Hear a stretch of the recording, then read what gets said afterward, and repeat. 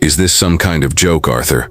The question, sharp and laced with undisguised contempt, cut through the low hum of servers and the rhythmic clatter of keyboards. Lieutenant Chloe Vance stood over the small, cluttered desk, her arms crossed, her youthful face a mask of severe impatience. The blue light from a dozen monitors reflected in her eyes, making them seem cold and robotic.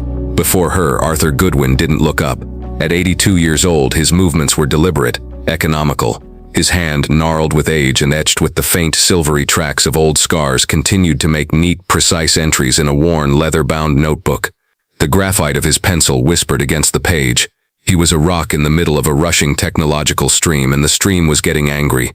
The temporary Naval Operations Center was a high-strung hive of controlled chaos, set up in a series of interconnected, climate-controlled tents in the middle of a dusty, forgotten corner of the world.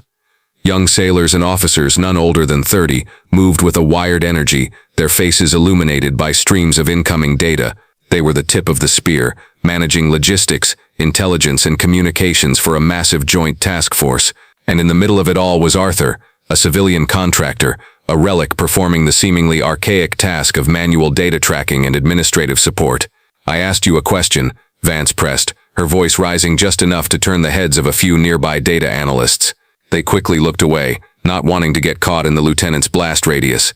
Arthur finished his line of text, carefully dotted a period, and then slowly looked up. His eyes, a pale but clear blue, held no fear, no anger, only a placid watchfulness.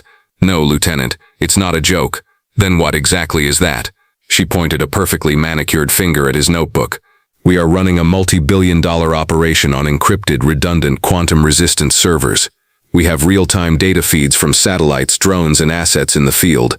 Why in God's name are you scribbling in that diary like a 19th-century ship's clerk?" Arthur placed his pencil down, perfectly parallel to the spine of the book. "It's a secondary ledger, Lieutenant. A manual backup.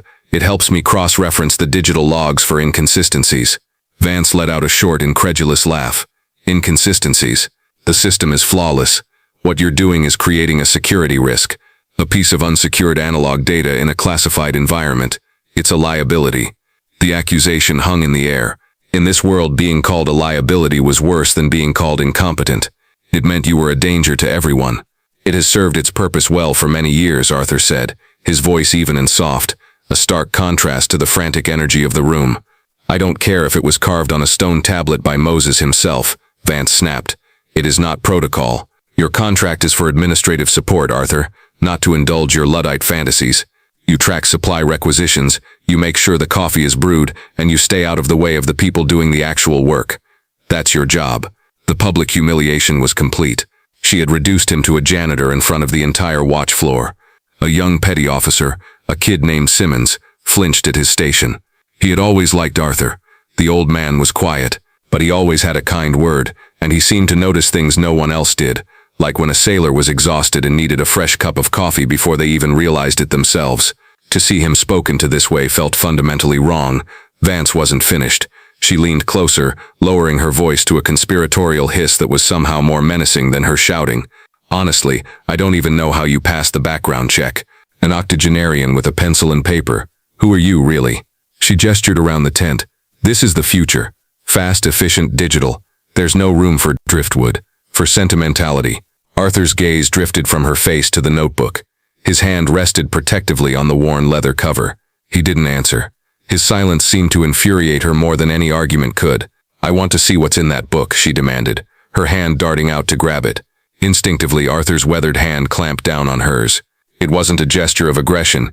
It was as simple and final as a lock engaging. Her wrist was pinned to the cover of the book. For a fleeting moment, Vance felt a surprising strength in his grip, a wiry, unyielding power that belied his age. She saw something flash in his pale blue eyes, a flicker of a different man from a different, harder time. He held her there for a single silent second before releasing her. The entire watch floor had gone quiet.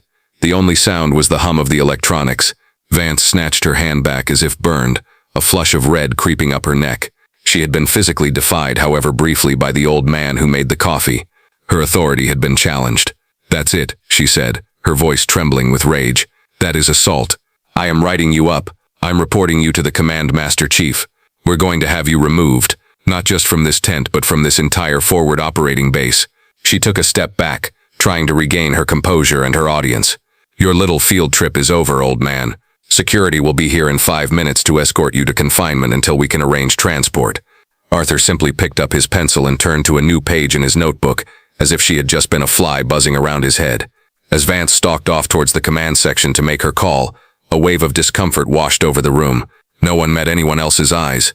They had all been witness to a brutal takedown, a complete and utter dressing down of a harmless old man. It left a sour taste in their mouths. But she was a lieutenant, an ambitious, fast-tracking officer with friends in high places. He was just Arthur. There was nothing to be done. But Petty Officer Simmons disagreed. He watched Arthur, who now seemed smaller, more fragile in the wake of the lieutenant's storm. He saw the old man's hand, the one that had stopped the lieutenant, trembling slightly as it rested on his book. It wasn't a tremor of fear. It was something else, a memory. As Arthur's fingers traced the scarred leather of the notebook, the humming tent faded away. For just a heartbeat, he wasn't there. He was 25 years old again, crammed into the belly of a signals intelligence aircraft, the air thick with the smell of ozone and fear. The same notebook, its leather new and stiff, was open on his lap. Through his headset, a frantic voice crackled, reporting the position of an enemy submarine that had gone silent, a ghost in the deep. The digital systems were failing, flooded with countermeasures and ghost signals, but Arthur could hear it. Beneath the static, beneath the electronic noise, there was a pattern, a whisper. His pencil flew across the page, not writing words but transcribing a language only he and the machine could understand. His calculations, the only thing standing between a friendly carrier group and a watery grave. The memory vanished as quickly as it came, leaving only the echo of pressure and the familiar weight of the book under his hand. He looked down at the page, his focus absolute. He was a man with a job to do. Meanwhile, Petty Officer Simmons knew he couldn't let this happen. He couldn't live with himself if he did nothing. Challenging a lieutenant directly was career suicide, but there were other channels. He waited until Vance was fully occupied, berating a junior officer near the communications array, and then he slipped out of his chair. He moved quickly and quietly out of the main operations tent and made a beeline for the small, separate administrative tent that housed the office of the Command Master Chief. He found Command Master Chief Rivera at his desk, frowning at a stack of personnel files.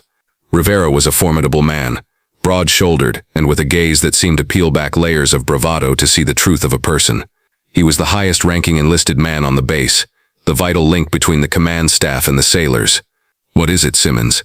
Rivera asked without looking up. "If this is about duty rosters, I'm not in the mood." "No, Master Chief," Simmons said, his voice a little shaky. "It's about Arthur Goodwin, in the TOC." Rivera's pen stopped moving. He looked up, his eyes narrowing. "What about him?" "Lieutenant Vance is tearing into him, Master Chief. In front of everyone. She's threatening to have him arrested, thrown off the base. She called him a liability, said he assaulted her, but he didn't do anything. He just wouldn't let her take his notebook." Simmons took a breath. "It isn't right, Master Chief, what she's doing. The way she's talking to him. Someone has to do something." Rivera leaned back in his chair, studying the young sailor's face. He saw genuine distress, a fierce sense of injustice. He'd heard whispers about Lieutenant Vance's abrasive style, but this was different. And then there was the name, Arthur Goodwin. Rivera had seen the old man around, a quiet, unassuming figure, but the name was filed away in the back of his mind, connected to a briefing he'd received when he first took this post, a special addendum about certain civilian personnel. His notebook, Rivera said, more to himself than to Simmons. "She tried to take his notebook." "Yes, Master Chief." A sudden cold urgency gripped Rivera. He stood up, his chair scraping loudly against the plywood floor. "Thank you, Petty Officer. You did the right thing. Go back to your post. Don't say a word about this to anyone. Understand?" "Yes, Master Chief." As Simmons scurried out, Rivera grabbed the secure phone on his desk. He didn't call base security. He didn't call the lieutenant's direct superior. He bypassed the entire local chain of command and dialed the encrypted direct line to the office of the Supreme Commander of the entire Joint Task Force. The call was answered by a crisp, formal voice. "Admiral Morrison's office. Commander Davies speaking."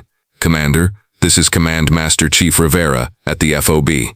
I need to speak to the Admiral. It's urgent." "The Admiral is in a classified intelligence briefing with Washington, Master Chief. He can't be disturbed." Rivera's voice was low and firm. "Commander, you need to interrupt him, right now. You tell him there is a situation in the TOC involving a civilian contractor." He paused, letting the weight of his next words sink in. "The contractor's name is Arthur Goodwin." There was a moment of dead silence on the line. Rivera could hear the faint, muffled sound of a high-level briefing in the background. Then Commander Davies's voice came back. All traces of dismissive formality gone, replaced by a note of pure shock. "Say that name again, Master Chief." "Arthur Goodwin." The line went quiet for nearly 30 seconds. Rivera waited. He could picture the scene perfectly. Commander Davies, face pale, writing a note and sliding it in front of the two-star Admiral. He could imagine the Admiral's eyes scanning the words, the slight frown, the flicker of disbelief, and then the dawning, stunning realization. Finally, Davies came back on the line, his voice hushed and strained. "The Admiral is on his way." Back in the operations tent, Lieutenant Vance was feeling smug. She had asserted her authority and was now making a show of reviewing data feeds, demonstrating her focus and control. She fully expected 2 burly master-at-arms to arrive any second to haul the old man away. It would be a perfect visible lesson for anyone else who thought protocol was optional. She was making her final pronouncement, ensuring everyone understood the consequences.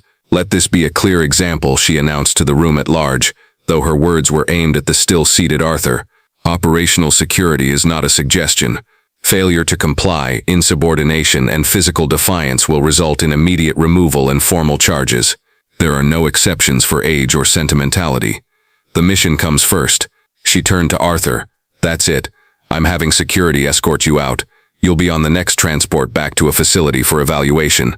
This was her final, crushing blow.